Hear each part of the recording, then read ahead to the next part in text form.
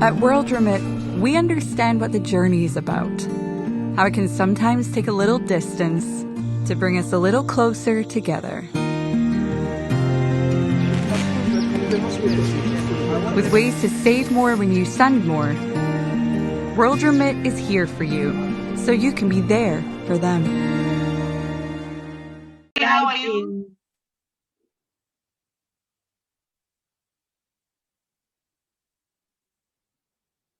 Joy. Hi. Joy? Yeah. Okay. Okay, I can see we are already live on Facebook, aren't we? Are we? Yeah, I can see you live on Facebook. Okay, that's great. Okay. So we can start? Great. Yes. Okay. So we are here. We have Joy. Joy, you're from Germany. You're in Germany, right? Yeah. Yeah. Welcome to the party, to the discussion, as we always do it on Sunday afternoon. We have a discussion about life abroad. And you, as the CEO of the African Women in Europe, you're a good candidate for us so that we can discuss and we let people know how it is. Yeah. And we have Walter, who he's in the UK, and we said it's okay to have a man also so that we can know the views from the point of view of a man. Yeah, we have Lydia from the UK, who is you know, a passionate and an amazing woman in the UK, doing amazing things and giving us, you know, the morale in life, and also mentoring us every day in whatever she does. Okay, so welcome all, and maybe we can start by discussing. Maybe we can shortly describe what we do. Maybe when we arrive in Germany, when we arrive in UK. How is our process? I believe maybe the process can be the same all over Europe, all in abroad, but maybe in a short description, how is it? Maybe if you arrive in Europe, what are the challenges that you'll meet first, or maybe what is the opportunity that you will get first? Yeah. So maybe Joy, can we start with you? Yes, thank you for having me here. You can hear me? Yes. Yeah. Good. Yes, thank you for having me here. Yes, and it's a pleasure to have this great topic about being here in abroad, which I've been here now almost 20 years. I almost feel like I belong here slowly, but surely I belong in Africa, and that's my destination, final destination. But yeah, your question is quite interesting because for me, I can only talk about my way, how I came to the diaspora that is in Germany. Everybody, I think, comes in different ways. So for me, I came here through marriage, meaning that my partner was German. And so probably I had a good protected in terms of information. It was not like I was bombarded with a lot of information on how to live in the country. Most of it was taken up. But the only thing I know for sure that I needed to do before coming here, and it was an advantage, is that the language. Yeah. The language was the key number one, and I actually learned the language before I came here, and I really was very lucky because I got my grades very good. But when you learn a language in the country, it's not the same as when you come to the continent. And I mean here in Germany, because if you don't talk it, you might understand it, you might not be able to talk. For me, it was very difficult to talk. I could understand, I could know what they were doing. And I was like almost wishing, you know, like I wish you would wake up in the morning and you are talking, but it doesn't happen like that. That was like my biggest wish, that I just wake up in the morning. I'm like, and I have to say, there's some people who are good with languages and some people are very slow with languages. And I'm one of those ones who's very, very slow, because it took me almost 10 years to get all these polished up. And also, but I knew why it took 10 years is because as I said, you have to know when you come to the country, because I came through the marriage. I had to accept the condition I was, but the idea was not to come here. Yeah. but we had to come here because of the work contract got finished back in Kenya, and we had to come to Germany. But my idea was never living in Germany, was more living in Kenya. So if you have the enthusiasm, and within 1 year, you can easily adopt everything here. So, and then the other part was also the culture shock. Yeah. Quite a big thing. I mean, you don't miss this one, especially when you land just like that. I'm sorry, it's very nice and sunny all of a sudden. It has been a rainy day. But yeah, the culture is a big shock. You get it with the way people live. The keeping time in Germany is like something I learned very quickly in terms of keeping time is a basic, and anyway, the nature teaches you how to keep time, whether you like it or not. You have to learn to keep time. Someone like me, I never own a watch, but I came in Germany, I sleep even with a watch, I walk with I don't want to be late anywhere. And you know, being an African, you don't want to hear that, you Africans, you're always late, da, da, da, da. So I made an effort even throughout with my children. Time was a prime factor of it all. Apart from that, I think when you're ready, if you know exactly what you want and you put yourself in the right kind of group of people, which I didn't have it, and that's why I started the organization. It's the one that will determine how successful you are in whatever country, because you might meet minded people who are not ready to share with you information, not being part of your vision that you can, because all of us, when we come from Africa, when we come to Europe, we come with a lot of energy. I don't know what we are thinking of, it's gonna be here, but then you might be crushed first of all with the reality, and then, but even the right kind of group, kind of people, you see people who are doing much better, and you can achieve that, and it will help you a lot, because I have, throughout my organization, we've noticed a lot of women, because they came in with found wrong groups. They were told, oh, you can never be a doctor. No, you can never be. All of us, we do these here, those minimum things, so, right? Joy, let me just interrupt there. So the main thing with diaspora is information. Yeah, it's total information, because you say that when you came, and I think it happened to all of us, is the friends you get, the information you get, that is what throws us back. And also, I don't know, Lioness, if you can see, can you see the questions? Because somebody was asking a Joy question. Can you see them, Lioness? Let me see. Esther was asking you something. She said, did you learn a different language? So she wanted to know if you actually learned a different language, because you're talking about language. Also, I don't know. Lioness, can you see the questions there? I can see the question. Esther asked me, wow, did you learn a different language? I don't know whether it was for me. Yes, I mean, I don't know whether it meant before or now, but when I was in Kenya, definitely I had to learn, because I knew once my ex-husband then was German, so I needed to know the language. And I thought in any form of way, language is always an added value in any form of way. So I took it up, the German language, which was nightmare. I mean, there are languages and languages, but I almost ran away from the whole thing just because of the language. German is another different kind of language also. Do I really need this in my life? But I think I admire you guys that are in Europe, and then or somewhere else, and then you have to learn a different language, because I know even Lioness, she knows a different language. Yes. But we in the UK, we just speak English. I had to learn too. The Italian language, I had to learn. Yeah, because you go looking for, like for work, and they tell you, if you don't know the language, how can we hire you? So you have to learn the language. You have to. It just comes. It becomes your world. The language barrier becomes your world. You have to break that barrier, whether you like it or not. Yeah. Walter, are you there? Walter. Are we having Walter? Yeah, Walter. Walter is there. Yes, I'm listening. Yeah. Hi, Walter. Walter. Yeah. Hi. Let us hear from you, from your part. How your was perspective as a man? My perspective. As a man, how was it? What are the challenges, or maybe the opportunities that came to you right away when you landed in the land of milk and honey?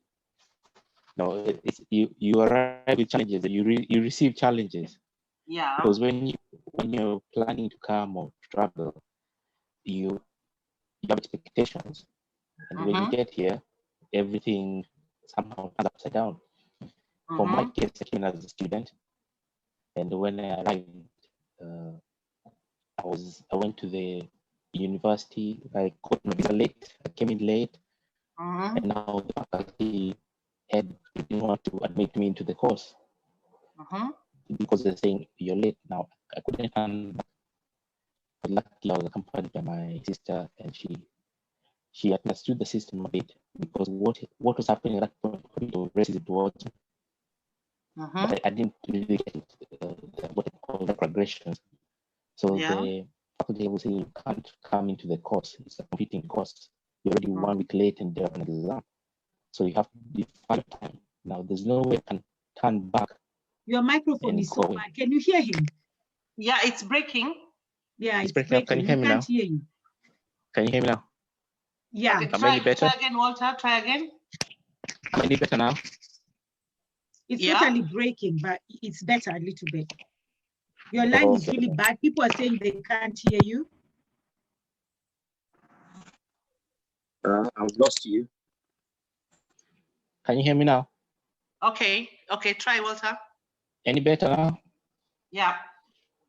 Yeah.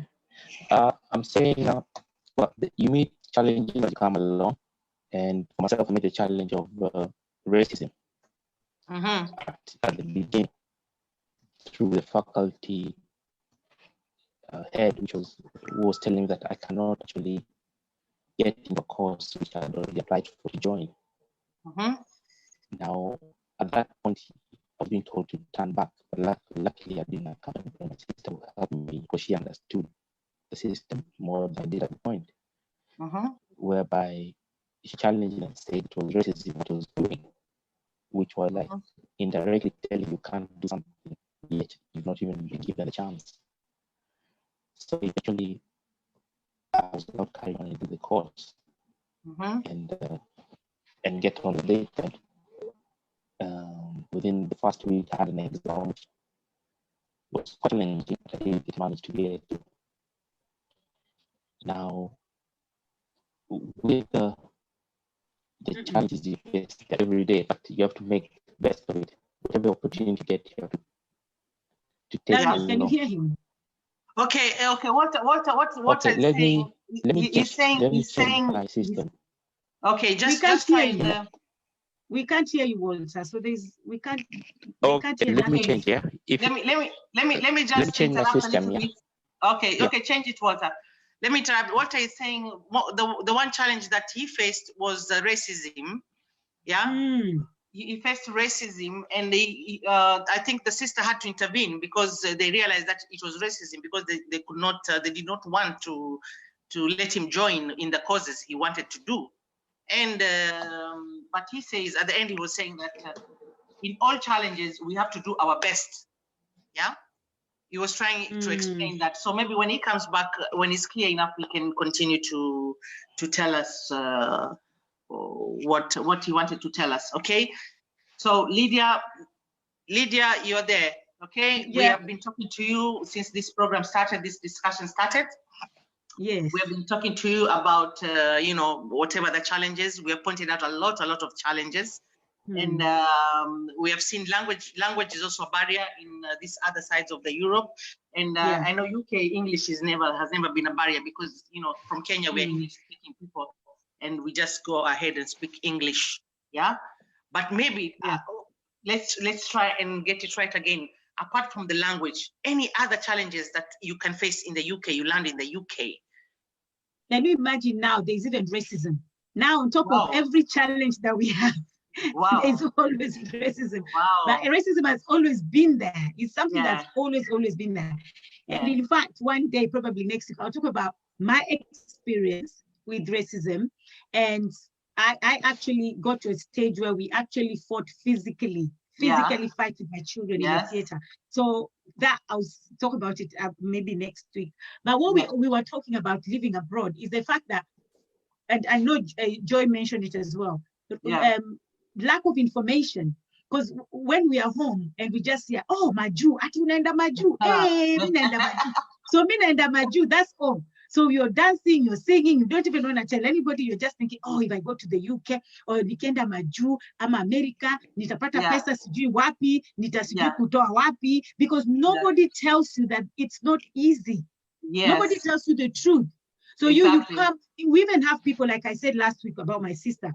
My auntie called and said, yes, you can come, you can come. And then when she went, there was nobody there to meet her. And we have a lot of that. People tell you, yes, you can come. But I think when they tell you can come, they actually don't think you can. That's the thing. When they're telling you come, they actually don't think you can make it. So they'll just tell you, oh, come. And then you go and there's nothing. It's not what they promised. It's not. I'm telling you, people always think Maju is easy. I always say if I can actually swap, I think I want to sit back in Kenya and find an opportunity that can help me make it. Yes. Because those days that we came, there was so many opportunities. The thing is, people don't teach you to be creative, innovative, or to be proactive. We always think that, oh, when we come to Kenda Maju, we'll make it. It's not always like that. So yes, it's not always like that. No. So there is more opportunity. Yes, we can say there is opportunity in Maju, but not necessarily that is where you can make it. You can make it anywhere. So our advice is not to discourage you not to go to Maju. No, that's not what we're saying. You can come to Maju if you want to, if you get the opportunity, yes. But we want to give you the advice that nobody gave us. That is why we're here. Exactly. So we are giving advice that nobody gave us. Exactly. So when you come here, don't think there's money on the tree. There's no money on the tree. There's no free money. There's no, because you're a doctor, you're coming to work as a doctor. My friend, you will come to work as a, Sainsbury's cashier, or to work in a hospital. You get?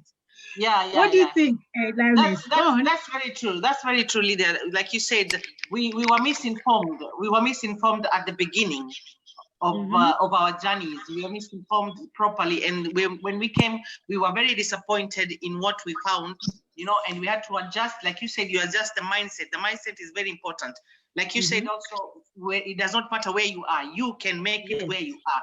Because if you're looking for an opportunity to become a singer abroad, don't think that your hustle will be different from where you are, maybe in Kenya. Exactly. Or maybe you want to be an actor. Somebody even asked me yesterday about being an actor in Europe. I said, oh my God, why don't we have that creativity in our homes? So that even the people from Europe can be going in Kenya and saying, I'm looking for actors, because here I've seen there's a lot of actors, actresses, the film industry is good here. I need to choose 1 or 2, 3 people to be in my film, to be in my series. Why should we come here? Because myself, I've been here, I've been in like 15 casting. I go to try and get into a part, in a film. 15 of them since I've been here. I've never been chosen. Imagine. I've never been chosen. I've gone to singing competitions, leave alone the locals one. I've won like 4 of them, but I've gone to those major ones and I've never been chosen. So why can't we have that creativity in our homes so that we can create opportunities in our homes instead of thinking of us going out here and we think we can make it? It's not that way, because the economy started just writing, I don't know how many years ago. How many years? So these people here, our citizens, our hosts here, cannot be here waiting for giving you an opportunity while themselves, they are looking for that opportunity because they need it. They need it, and they need the cash also. I remember there was a time on TV here in Italy, immigration is very high, and they're coming. Today I saw there's a boat, they're still coming. Wow. They're still, today I just saw it. I said, oh my God, we are back again. We leave alone Corona now. We are back again to this immigration thing because they're coming in. So I was just sorry, Joy, let me finish and then I get to you. Sorry. One time I saw this, they came on the news, the immigrants, they're saying, the government has our money. They should give us 2,000 every month, 2,000 euros every month. I said, what? 2,000 from where? Me, I've been here. Why I'm not getting that 2,000 euros? What are you talking about? What am I missing? You know? Sorry, Joy. What were you adding? Sorry, Joy. No, I just wanted to emphasize what you just said there, because I think the main problem is actually us, the diasporans, who go back home. What are we showing people when we go there? Yes. We are really going there showing off. I mean, you know what you've been doing here, and you've been saving so hard, and you go there and show off how much you have, and and this is the impression that people think that here there's money falling down from somewhere. We are not honest with our people. What are we? How is it for us? Some of us, like you and me, before when you land at home, you run to the salon so that you're not seen by the others. You look so horrible. Joy, I tried. I want to point out on that thing, because it's very strange and it's very funny at the same time that we get to see the white people, the Europeans, the white people, when they come for holidays, they have them dirty shoes, they have simple clothes. Yeah. Why do we have to have Adidas on? Why do we have to have Nike on? Why do we have to have our hair done in that kind of manner to show that we are from abroad? I mean, it's I think okay. It's okay. That's what you say. It's okay to have nice things. It's okay to have Adidas and all the designers and everything. What is bad is to go home and give the impression that if you go to the UK, you can get this thing easily. We don't tell them that this Nike did not come easy.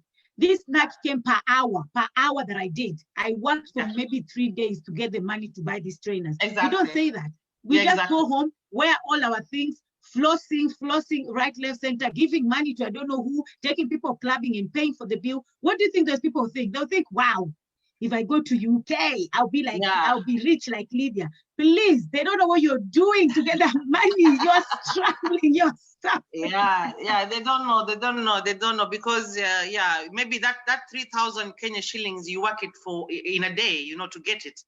Maybe in a day, or maybe you have to do 3 jobs to gain maybe 100, how much? Maybe 10,000 Kenya shillings, which is 100 euros something, or 100 pounds. Yeah, you have to combine, some jobs, some hours, to get that money. That is the kind of thing. But we should tell them the truth. We should say that Walter is back, I think. Yeah, Walter is back. Walter. Can you hear me now? Technology. This guy doesn't know technology now. We are moving on. No, can you hear me? Analog, digital now. Now, I've had all along. Okay, Walter. Yeah, you hear? Yeah. Yeah. Hey, you're talking about just coming where you say people go back home and they show off. They don't say the truth. Well, they don't want to look. People want to create an image which does not exist. Exactly. Yeah. Where they're not truthful with themselves, and portraying a falselyhood, false image, and this acts negative, because then makes you, when you go back, now you want to leave that legacy which you don't have. Like when I know people, when they travel back, they go and hire cars, expensive, a lavish lifestyle. Yeah. But then we come back here, and then now you want to work extra hard to maintain what you don't have. That is something which needs to stop. If we we just need to be honest with ourselves and show people what it is really, where we are living. And Walter, can I ask you from a point of man? Yes. Like, do men feel threatened by the or challenged by the kind of work, maybe physical work that they find in? Because I've seen a lot of men, the most jobs, it's physical, it's physical. In my area, I have a lot of friends, male friends, who are, they have to work with power. Is it hard for men to accept maybe you came from home, you did not even work that kind of job, and you come and you find that you're told, okay, now you have to go and maybe build that house. That is the only job that you can do for now, you know? Maybe, is it a challenge for men? Do they feel challenged by this? Well, I would say it's a challenge. But that comes back now when you've left home, maybe you were sponsored or maybe you're the head of the family. Yes. And you came in to work or to go to college. Now you have to put food on the table. Yes. Maybe you're supporting your family back home or maybe here or elsewhere. Now you go looking for jobs, right? The job you find is not the job you knew. Meaning that maybe you're a manager somewhere, you come into, I'll talk of the UK or the Western world. Yeah. You're told you have to look for work. You look for work, you apply for the management role and everything else, you never get them. And you're told, well, the only job you have now is become a cleaner. Yeah. Or do something like security, which are physical, or go into construction. Now, that's when reality sets in. Yeah. And you have to put your pride aside. You have to put your mind aside. Yeah. Well, the pride, I'll give myself as an example. When I came in the country, I couldn't get any jobs. I'll make you laugh a bit. Now, I saw the people who know the UK newspaper. I saw there's an advert for the section where they wanted security escorts. So I thought it was a decent job until I asked my friend, what is this escort business? And then he told me, and I said, okay, maybe that's not for me.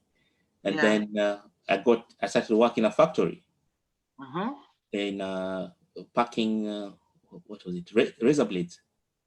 A Gillette factory. And when you go there, you're not put on the top. I was busy sweeping the factory. Yeah, and I would do that at night. And in the morning, I have to go for my lectures. Yeah, so I did that and lecture you to keep up with everything else, and then still give my support to my family where I could. So yes. And Lioness. Yes. Lioness, can you see the messages on Facebook? Well, I cannot see them, my dear. Okay, somebody said, Liletia or Lang, said it's not bad to go and hire a car if you're doing it for the right reasons. Example, I took my kids home for the first time.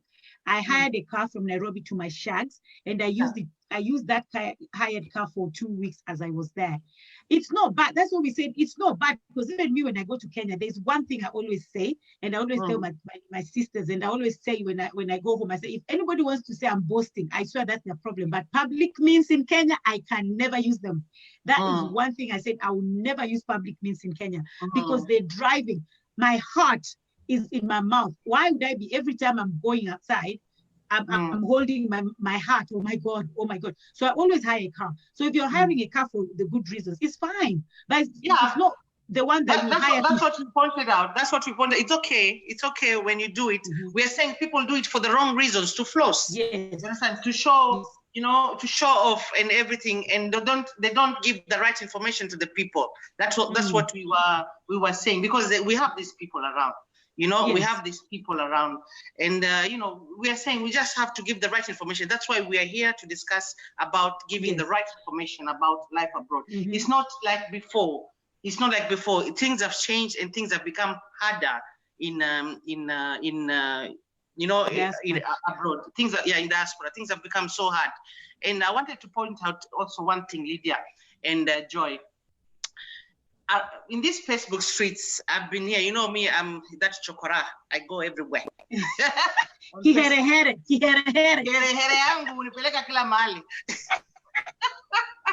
So I enter everywhere. I'm in, I don't know, 1,000 groups, Facebook groups, and I've seen our young ladies. Wow, it's a mess.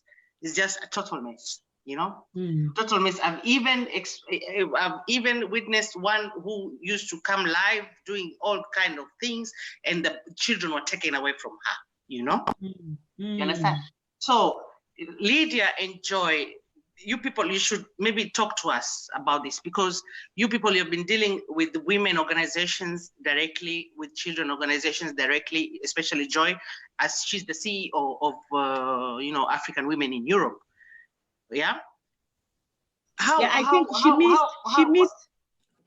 she missed that point, Lioness. She wasn't in. She just came back. So you repeat it. Oh, she came back. Joy, unatuacha gizani unaenda alafu unarudi. No, I know I was kicked out. I was kicked out for whatever reason. I'm back. You always been kicked out, Joy. Why? I don't know. It's German thing, eh? You're mean to German. So Joy, I was pointing out because we are seeing a lot of young women around Facebook Live. Yeah, because I mean, a lot of groups. So I go in and I watch whatever is happening. And I don't know if it's depression, stress. Some of them have even, the children have been taken away from them because they cannot do it, because they've become, maybe they use drugs, alcohol, and they come on Facebook Live and do all kind of messy things. Like you see like this and you wonder what is the problem. Yeah. And mostly I've seen from Germany, I've seen from Holland, I've seen from Belgium, I've seen from United States. Yeah. It's a Yeah. So you, as the CEO of African Women in Europe, what do you think is the problem? Because out of the comments, when you read, you follow up, you hear that, you see that because she's getting help from the government, they pay for the house, she has no stress. But what she's doing is totally stressed up. Yeah, it does not add up. Yeah, it's actually a very good point, because actually that's why we started the African Women in Europe, because the main thing here is it's actually depression. Don't forget, when we come, where we come from Africa, it's a very social community where you have your auntie, your uncle, everybody's there. If you have an issue, you can talk to, yeah. And when you come here in Europe, you don't have anyone, and some of the people you surround with them, they will actually be the one bringing you so much down than helping you up. And the thing is that some of the issues you have here, you cannot go asking somebody from Kenya how to solve it. And I can give you an example. Someone like me, I was going through a divorce. Yeah. I mean, you came here, you have children, you have never been on your own. Pap, you're there now dealing with the situation and the language. So even if I tried to explain, my parents or my sister, they could not really understand what I was talking about, right? And it could have really gone really wrong. Thanks God, I'm a very strong woman that I could easily pick it up myself and bring it up. But I was thinking, oh my God, what about the other women who can't do this? And that's where the depression kick in. You start taking alcohol because you don't have anybody to talk to, or you don't know how to deal with this. And as you know, the culture, especially in Germany and especially all those countries you just mentioned, it's a system that you need to know how it works. And if you are going through a hardship and you don't have somebody to guide you through, or close friends who can help you out, it's quite difficult. It's very, very difficult to sort yourself out. I have to say I was very lucky, and I actually wondered what are the others doing. And you'll go under depression. If you have children, they will be taken away from you. The regulation is there. It's so strict. So for some reason, because I was aware that the first thing I had to keep a good sign of mind, to know that even if I'm feeling like that drink will make me feel better, that drink is the one who will bring me down. Because whenever you're found, even if with one drink, whatever situation, you'll be told that you are not capable of bringing up your children. So you have to know that you have to be really strong. But I'm not saying it's going to be easy, because the whole situation that people are going through, and especially when they're coming through, I went through that, but there are different situations that comes in. Now you're here, you're not seeing the end, you are dreaming so big, and now it's all shattered down. How are you going to tell your parents what you're doing? How the disappointment you have here, and you have nobody to talk to. Actually, it's the idea of talking to people that is missing. Yeah. Community, and that's why it's so important to be surrounded with the same kind of. For me, I was so lucky because when it happened, I had already formed Awe, so there were so strong women, especially from the UK, and others who were ready to talk to me and tell me, okay, this is what. And I also had a system here in Germany, which was also maybe the hard ones to do with. You have to deal with the lawyers and all this stuff. It can be quite chaos in the beginning, but the solution to it, and I can tell you through my own experience, is being surrounded with the right kind of. I cannot insist how important that is. Yeah. You only need 1 or 2 people. They don't have to be close to where you are. People who are very close to you, they're the ones who really will mess you up. And I was really messed up with a community I had built very close to me. There were fast people who brought me down as fast as I could. Yeah.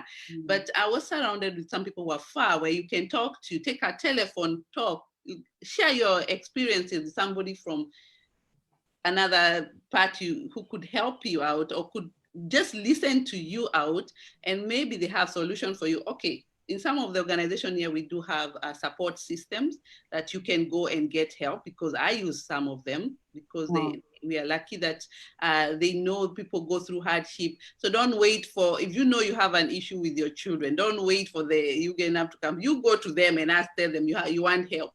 So you don't have that issue of being put on the print, because they are watching, they're waiting, they're watching on you. But why don't you go proactive and go tell them, I need your help, guide me. And I actually needed help. How do I deal with this situation? My kids are very small, and they have trainings. And that way you are already protecting yourself and your children. And they can give even offers to go for counseling, the health mind, the wellness. And there's a lot of therapy that you can be given. But you have to be proactive. If you don't have somebody telling you there's such kind of a thing, how would you know? So you'll go deep into the depression. So for me, and that goes also to the children as well, because we have these issues, our children now, because of big racism around, finding themselves in a society where they're not maybe recognized as well. It can be quite depressive for the kids. You should really go seek for those therapies that are there for our children. Don't be feeling like, oh, those are for the sick people. No. Please take advantage. I took it for my children, even if they were like, I just wanted to see that there's something being done for them, and they were seeing that something is being done for them, because they also go through under shocks. So I think surround yourself with the right kind of people. Get the information that you need. Don't be afraid that at home, they're happy when you have the money, but I'm not talking about my situation. When you don't have it, they will not be there. It's not just your situation, Joy. Yes. It's everybody, probably a lot of people in Africa. They love you when you have the money. But when you're not sending the money, you mean nothing to them. So you should put that into your health. Your health should come first. And somebody just wrote here as well. I'm so sorry, Lioness, because this is actually Lioness program, and I'm not in a thing of taking people's things. It's her program, and she initiated this, even though I'm her guest every Sunday. But this is her program, and we have to get that right. But because she can't see the messages, so I have to read this from a lady as well, who's talking about depression. And she said, depression is really in the diaspora. My brother went through it, and he isolated himself, and being married to a white woman. To cut the story short, he was found dead in a bathtub. Wow. So we need to check with each other. So the guy was actually, and we know that a lot of people who are depressed. And you remember, Lioness, I was also telling you the reason why I started Kenya and the Park was the same thing. A lady committed suicide. She said because she was lonely. And then again, a Ugandan girl was also found dead in the house with the child. And it's things like this. It's all depression. But going back to what Lioness was asking about these little girls doing this, all I want to say is, I don't know why, I don't know what would take you on Facebook to do that. I don't really know. And I'm not one to judge and say, oh, because of this, because of that. But all I can say is whatever you do in life, you come back and bite you. You might do this now because you're 23, 25, you're young, you think, oh, let me do this. By the time you're 30, 35, you've got an excellent job, and somebody, you've gotten your papers. Maybe it was because you're frustrated, the papers are not there, you don't have a house, you don't have this, but you'll not stay like that forever. things do change. So 5 years down the line or 6 years down the line, your situation has changed. You are now probably a mother to somebody, or you have a husband, or you have a wife, or you're working, you have a very good job. It comes back. So whatever you're doing in life, I don't know what makes you do that. I've seen all those girls on Facebook as well, those little girls, and dressing themselves, doing really crazy stuff. But all I'm saying is whatever you do in life, it will come back one day. When you're so vulnerable and you're in a very good place, you don't need that negativity, but that thing you're doing will come back and hit you. Come back, so just remember that. Just remember that. That's all I can say. Yeah, thank you, Lydia. And when you just talked right now, you mentioned about maybe the paper. You'll get the paper, maybe. It's about your attitude in waiting about the paper. I think people should know that papers, documentation in Europe is not an easy thing to. Yeah, it's a process. It's a process. It's something that you have to wait and pray on for it to go through. Some process, it takes time. And they have to know that sometimes, we have you are given a negative answer, and you have to appeal maybe to the courts, to fight for your documentations and everything. I know people, I've met people, I found them here. Until now, I meet them, I say, hey, hi, how are you? Is your document out? They say, no, and I found them here. You understand? I'm talking about more than 10 years, more than 15 years, yeah? So I think we should point out about documentation. We have the process in waiting for the documents, you apply and you wait. It does not matter how you apply, in whichever way, whether it's asylum, whether it's I don't know what, you have to wait for the results. You have to wait for the answers. They have to see and know if maybe you're the right person to be provided with the documents. I think maybe we can talk about this also, because I know it's a process everywhere, in UK, in Germany, I know in USA, it's the same thing. Because there are people who are waiting for the documents until now. Yeah.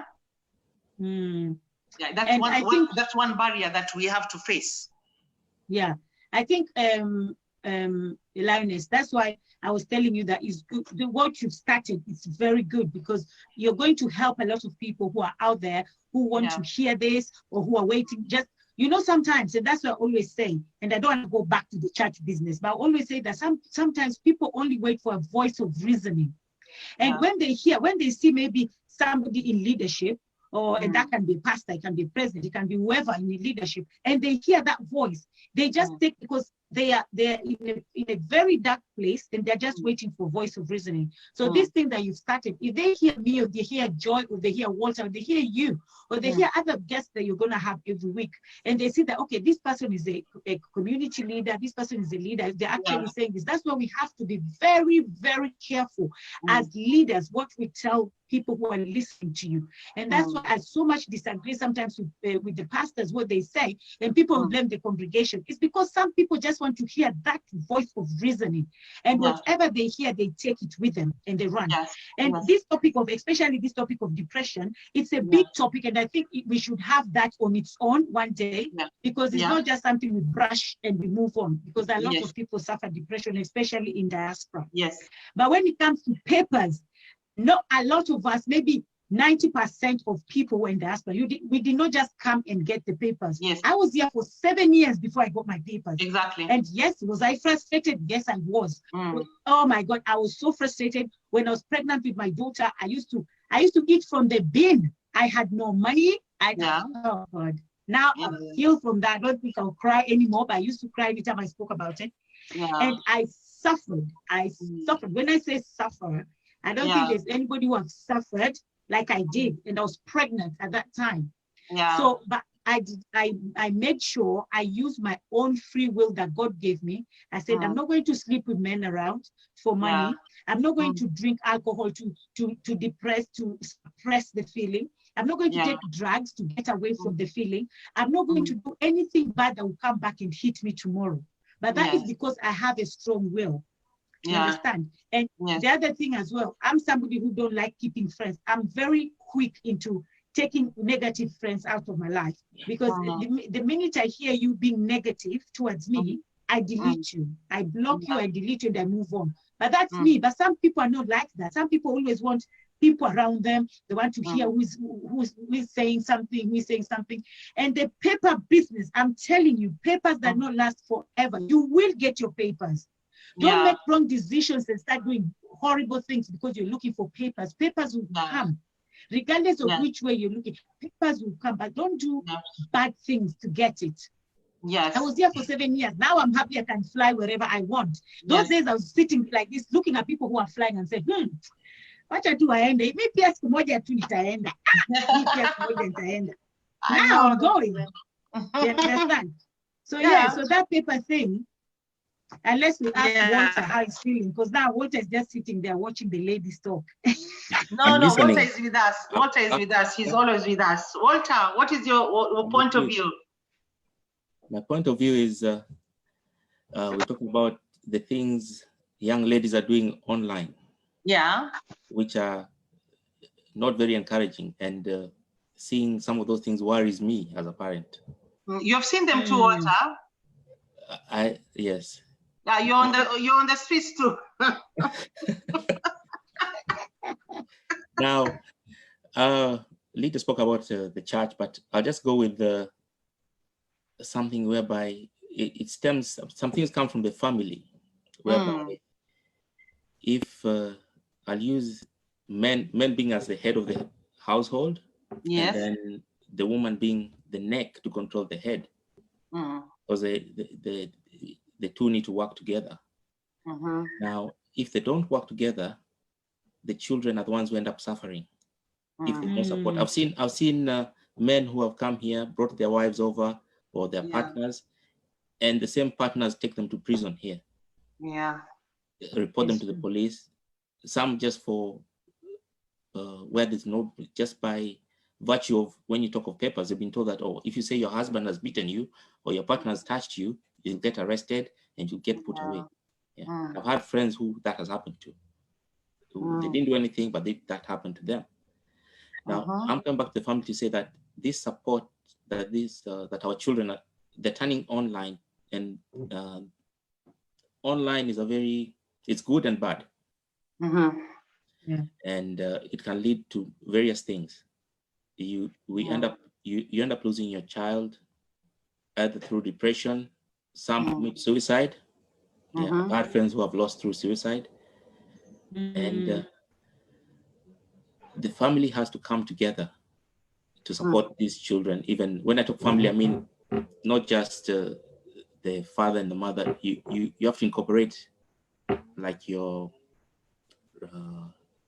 aunties and uncles, because sometimes children won't listen to you, but they'll listen better to your aunties, your to auntie, uncle, the grandfather, grandmother, to stop that from happening. Yeah, it's very true, Walter. It's very true. We have a lot of families that have broken up, you know, foreign families. You're saying maybe a couple from Kenya, they came together, and maybe, you know, at the end of the day, then they're not together. And then, like you're saying, the children start to suffer, depression starts coming in here, from here and there. And like Joy said, maybe it's time, maybe we should also look out for this help. We should go and ask for help, you know, if we need the counseling and everything, because we tumezoea labda ile yetu ya kinyumbani, imetokea, wacha tudili na hiyo kivyetu vile tunajua sisi. Yeah, we don't need this hii mambo ya kizungu, wacha sisi ni Afrika. You know, but maybe it's time we should not be knocking on these doors and asking for help, because we are here and we should live the culture. That is the culture, and we get help. Otherwise, we end up in trouble. Yeah. Otherwise, we end up in trouble. Joy, I don't know, in your place, from your side, Joy, are you with us? Yes, I'm here. Yeah. Okay. You're not kicked out. Okay. Yeah. Well, I was surprised about the topic. Yeah, you heard what we were saying. Yeah, we talked about depression, which also you talked about it, and we talked about the paperwork. I don't know from your side. Yeah. Is the process the same thing, that, you know, patience, you have to wait?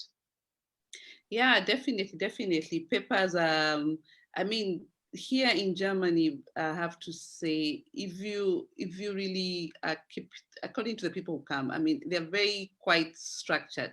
They say, if you stay for this so long, this when they're not really like slow. I've not seen them really slow. Actually, I remember when I was very slow with getting my paperwork to be done. And it was not my priority, but due to traveling, I had to change. And they were the ones pushing me to finish up my paperwork. But I know some situations, if you have everything in order, they say, if you work 8 years or you live, even if you're married, you need to keep a particular 8 years. Because I remember I came to Germany and I went to UK for 3 years and I had to start from zero. They couldn't count from 1 to 3.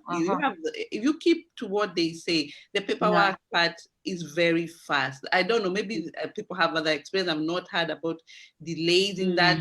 The only thing you have is if you're an asylum seeker, they also have the processes they do, and they're quite direct.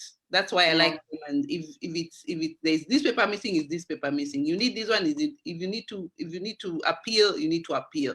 I mean, and these are processes that are there, and you cannot. I mean, here is not like Kenya. You go, doesn't work. Or maybe if I talk a little bit more, it's gonna help. No. It's a process, and it's actually exactly. If they tell you 2 days, it's 2 days. If it's 5 days, it's 5 days. So and it's true. You have to be really, really patient in whatever you do. But and I think if you have the right papers, the right things with you, and some of these things even they come to you. I know some people who have been working for long and they never considered to follow papers. They tell you, no, by this time, if you want, you can get these papers. You know, they actually approach you because if you work and you're contributing to the economy of the country and you have worked a particular time, they even approach you and confront if you are interested to take over or things like that. So it's I'm thrilled to see the real somebody who's really had a really problem. But as I said, the language is the one which will kill you. If you don't understand those papers, what they are saying, because you'll assume, or somebody will tell you, oh, they do this. If you need an information, if you go straight to the authorities, don't even go these people telling you, I did this, I did that. Everybody has a different scenarios and different. You need to go to those offices yourself. Ask those questions, those people yours. Don't go asking other people because you get wrong information. And it keeps changing as well. There's this topic you talk about the gas. I don't know about the gas. I don't know if I've seen those videos. I was getting lost there, but the idea is that what I could say about these issues, especially with the parents, like myself, I'm involving my kids a lot with whatever they're doing, okay? So if they're doing, like mine is on the YouTube, doing games and videos and games, I'm going there and seeing what he's doing, and we can take part in it, and I tell him, why don't we do this together? And I've seen also women doing, the ladies on YouTube doing cosmetics, and their mothers, they are the example, you know? You're there with the person doing the cosmetic thing they're doing, but I don't know what videos you're talking about. No, actually, no. Actually, it's not about what you're talking about children. We're talking about people, young girls who came abroad in diaspora to look for a life, and all of a sudden they have changed into they're using alcohol, drugs, and they're going live on Facebook, and you can see that they are under the influence of alcohol and drugs, doing that, talking a lot of things that don't make sense, you know, don't make sense. And you know, a lot of people, you know, unajua sisi wa Kenya tuko wengi pale, some of them wanamsupport, mwacheni afanye vile nataka. Unajua iko hivyo, mwingine unasikia mwingine anasema kama maisha Europe ni hivyo, wacha tu nikabaki hapa Kenya. Umeona, we are not talking about your children doing, no, it's another thing altogether. It's another thing altogether. Actually, even Lydia, I wanted to point out the information, like Joy is saying, sometimes you'll be advised badly, yeah? You'll be advised badly. Umekuja kutafuta maisha, alafu labda unaambiwa, unajua ukiwa unataka pepa, ukiwa unataka hivi, unajua lazima ulale na mzungu, ndio ufanikiwe. No? Yeah, this kind of cases zimekuwa, unajua ukikuja jitafutie mzungu wewe, alafu your place will be, you will make it. Yeah. And maybe these are young girls, unajuazi, okay, kama hata my small sister, or maybe now we are having, you know, girls, we have daughters being advised this way. I think maybe it's not right, or try and help me out, because inakuwa ngumu kuelewa saa ingine. It's you know, like Leonie, I wrote something on my Facebook. I did an interview with Ben TV like 4 or 3 weeks ago about just life, about me, what I do, how I became who I am, where I came from. And I spoke about Friends. And the funny thing is, so funny, they just edited that part of Friends, what I said about Friends, and sent it to me. And then yesterday, I see the girl, I don't know, in Nigeria, Idira Ann, that's her name. She deals with hair in Nigeria and Fronto. She's a billionaire, successful woman. She was killed by her own best friend, gave her poison. Yeah, and apparently she said the name, because that's the story on. If you Google her, if you just Google her name, she's all over. And apparently she said the name of the person before she died, but they didn't tell us who the person was. I was saying that sometimes friends, you know, you get people who they want to be you. They actually want to be you. They want everything you have. And that you're looking at your life and they're thinking, my life is totally rubbish. Why is why is this person hating on me? My life is rubbish. It's because sometimes we don't see what we have. We don't see the value we have, but somebody else can see it. And now because they can see it, they'll give you bad advice. Like Joy said, do not listen to this people's advice. Go to the main horse, the horse's mouth. If they say, submit this document, and you're going to ask somebody again, they'll be like, no, see hizo unapeleka, usipeleke hizo, just because they don't want you to go and get the papers. So always make sure that the information you get is from the horse's mouth. If you have to get a lawyer, get a lawyer. The lawyer don't know you, so he won't lie to you. Just get a lawyer, get somebody else. But when it comes to friends, sometimes your best friend is the one who will mess you. Well, I read the girl's story yesterday. It was so sad. I don't know. I told my children, I said, and my daughter was like, but mommy, how do you even know? I said, sometimes when a friend tells you so many things, like if they say, hey, Aki, Joy, I like to do this. Every time, Joy, every time they feel bad if you're doing something, they discourage you. If these signs like that, know this person is not a good person. And somebody said again, it depends. Mtoto ulewa. Uleavyo. Okay. Oh my God, my Swahili there was so horrible. I'm Kenyan, man. I'm a Kenyan. And then I've got a friend, a Kenyan, who doesn't allow a grown-up kids to cook for their father. She reckons the world is moving forward if she doesn't want take away, that's his problem. Let's not blame the kids. As parents, sometimes we are wrong. And what she's saying, yes, I know what she's saying is probably the truth, because our watoto wametoka Kenya, and that is something else. That's why I was saying, Lioness, that I don't know why the person is going on Facebook to do that. Maybe wamekuja Ulaya, mama yao huko Kenya, mababa yao. Pesa iko wapi? They don't understand that you're here, probably hauna makaratasi, hauna kazi, hauna hii, but because of the way they brought you up to live this style, and then now you're here, you cannot live that style anymore because huwezi kunini, hauna kazi, hauna anything. So because of that, you get depressed, unaanza kukunywa, unaanza kufanya vitu zako, and when you're drunk or you're high, probably you don't even know you're on Facebook. Kesho you will find out, oh my God, what did I do? What walisha screenshot, walisha sijui what people do, what wamesha share everywhere. Yeah, and that's what they do exactly. Yeah, now you're left feeling bad and depressed. Na vitu zimeshaenda. So sometimes as well, the way we bring up our children, because if you bring up your children with value, if you bring them with value and a very strong foundation, whatever they are going through, they can actually pass through it because they'll remember mom's voice, dad's voice, and the training that they had. And because even the Bible says it, train your child in a way you want them to be, and they will not depart from it. So they will not depart from it means if they're in the UK or they're in Germany, but you brought them up properly, they will not depart from the lessons you gave them when they were growing up.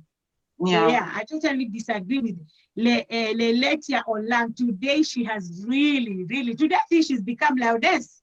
In this, she's done a lot of topic with us back and forth.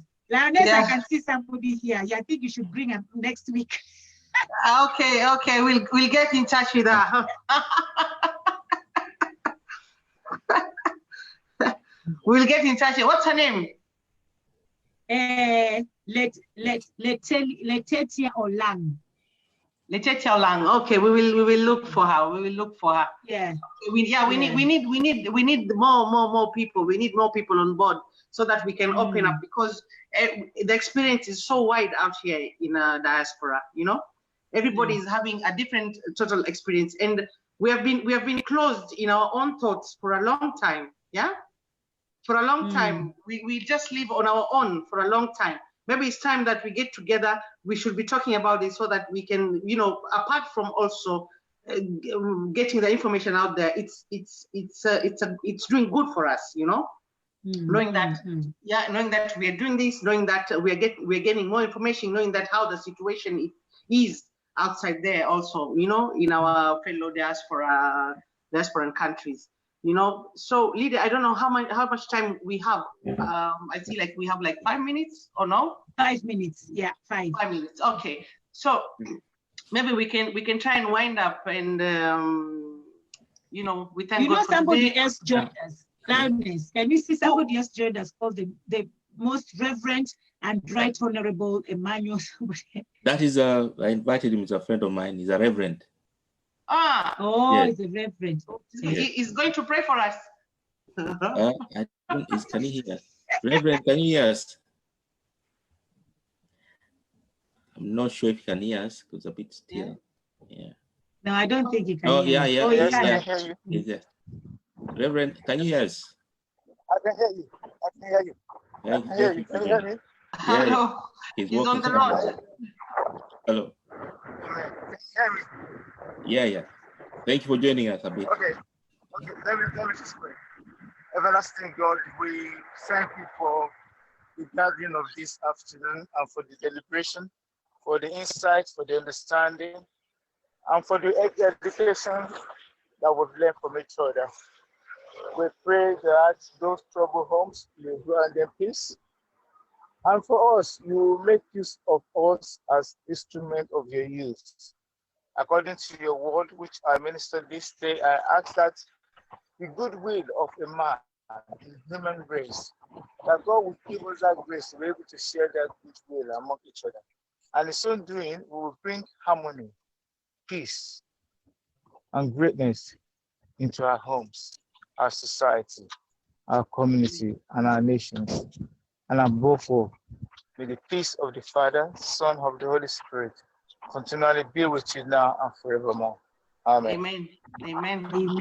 Wow. Yeah. That's a nice one. Thank you. You have to surround yourself with the right people. Yeah. Amen. We were blessed. Yeah. We were blessed. So it's over to you. So I think we should really think about of what we want our future to be also. Yeah. So Reverend, you want to share something with us before we close? I mean, anything about human race is about sharing that love of Christ in us to us that we can reach, because love comes as suffering, and they need us, they need you, they need us to reach to them with the love of God. Yeah. To have that good way of understanding and to share that good way with them. And by so doing, we're creating life and we're making life much better. And as we do that, I know that God will continue to meet our own needs. Yeah.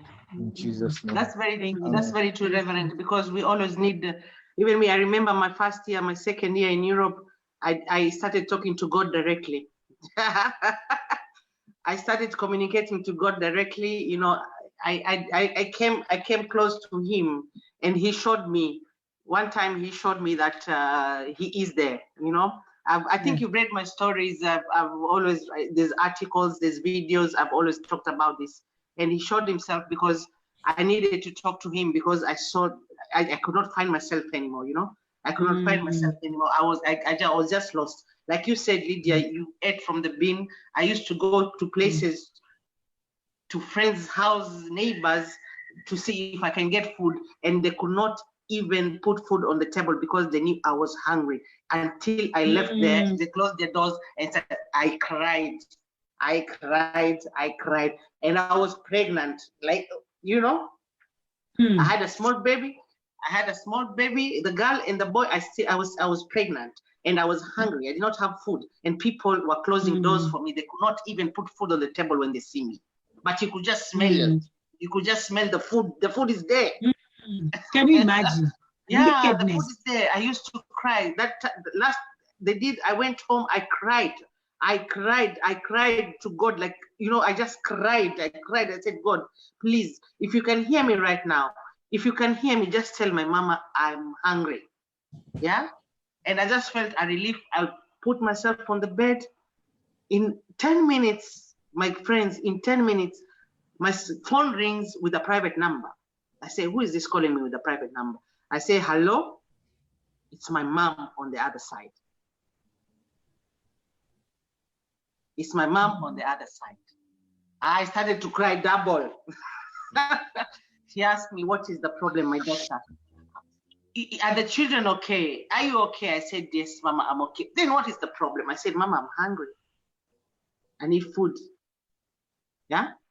And Mama said, okay, don't worry, my daughter. Tomorrow I will send you some money, okay? She sent me 200 euros. I remember very well.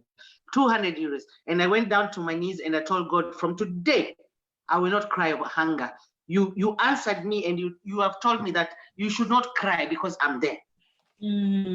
Yes. And from that day, I said, I will not cry. Even if I'm hungry, I will not complain. I will not complain. I will not complain. I'm hungry. No, I will not complain. From that day. So this is the kind of life. This is what the kind of the process we have to wait. We have to be patient. Yes. But what are we doing also while waiting? Yeah. Are we doing things positively? Yeah. Do we get discouraged so that we throw ourselves out there, or we throw our lives out there? No, we should stay positive, because if we want a future that is bright, if we want to give an example to our people back home, if we want to build back home, if we want to tell the people, you know, we have to do things positively for us to reach them. Yes. Maybe we can start winding up. Joy, Lydia, anything you have to say? Walter, let's dig in, and remember, like, next Sunday we are still here. Right. Yeah. Now, just to close, I'll just say we need to take action by raising awareness. And I'll break down my terms of action, what I mean by action. One is you have to ask and seek, ask questions to clarify things for you, analyze whatever you're doing. I say then be curious on what you're exploring, and don't be judgmental. Like when you're talking about the children, be curious what they're talking about, right? Then tell them what thing, or what is life, what everything is about, and talk to them as well. Yeah. Thank you, Walter. And then I'd say make an impact where you are, or on the experience of the time of what you're doing, and make the next step. Take the next step. Yeah. That's it. Thank you, Walter. Thank you, Walter. Joy. Joy to the world, the Lord is come. Joy, you're there? Yes, I'm here. That song, my goodness, I had it since when I was born.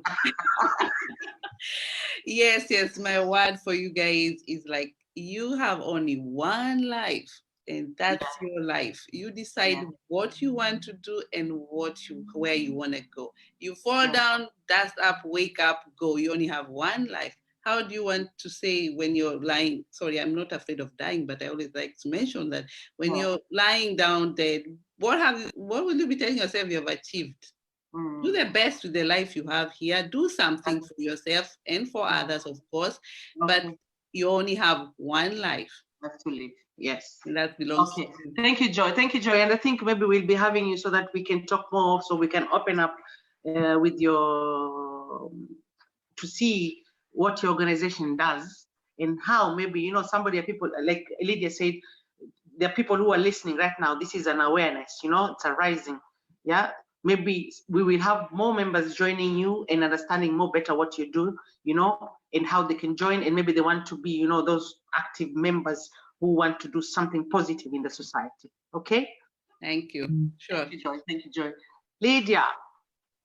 Yeah, all I want to say is you can be whatever and whoever you want to be. But there's only one person who can stop you. And that person is yourself. That's it. Is you? That person is yourself. Yeah. Okay, that is nice. That is nice. We also touched about mindset. Our mindset is very important. We can make it wherever we are. It does not matter where you are. You can make it. Yeah. We just have to think of the opportunities where we are and build them and create them. Yes. So we meet next Sunday. Thank you, ladies. Thank you, everybody. Thank you, Walter, for joining us. Thank you so much. Thank you. Thank you. Bye-bye. Have a nice day. day. Okay, bye-bye.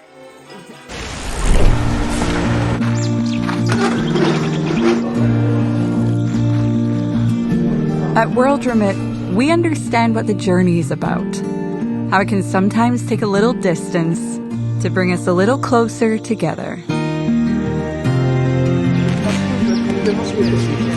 With ways to save more when you send more, World Remit is here for you, so you can be there for them.